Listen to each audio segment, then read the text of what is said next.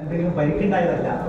അതിന് ആട്ടിൻ്റെ അല്ലെങ്കിൽ പിന്നെ ആടിനകത്ത് ഒരു വരികി മരുന്നൊക്കെ ഇട്ട് അതൊന്ന് വരികി എല്ലാം കൂടെ എന്താ പറയുക ഒരു മരുന്നാക്കി ചോറിൻ്റെ കൂട്ടത്തിൽ ഇട്ട് കൊടുത്ത് കുളിപ്പിച്ച് നല്ല ഭക്ഷണം കൊടുത്ത് പണിക്കൊന്നും പറഞ്ഞേക്കില്ല. അങ്ങനെ 15 ദിവസം 1 മാസം നിൽക്കാനാണെന്ന് എനിക്കൊന്നും ഓർക്കുന്നില്ല.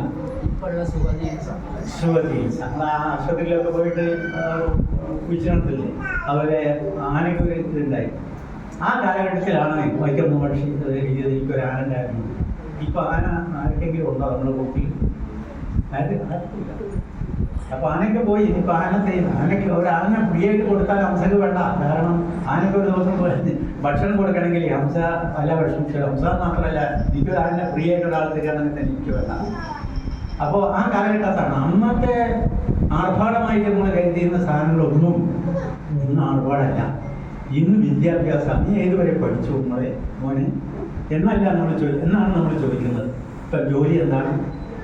അപ്പോൾ വിദ്യാഭ്യാസം കൊണ്ടേ നമുക്ക് ഇനി വളരാൻ കഴിയുള്ളൂ. സ്വത്തൊന്നും വലിയ കാര്യമൊന്നുമില്ല. ജീവിക്കാൻ സ്വത്ത് വേണ്ടെന്നല്ല ഞാൻ പറയുന്നത്. അത്യാവശ്യം സ്വത്തുകളൊക്കെ വേണം.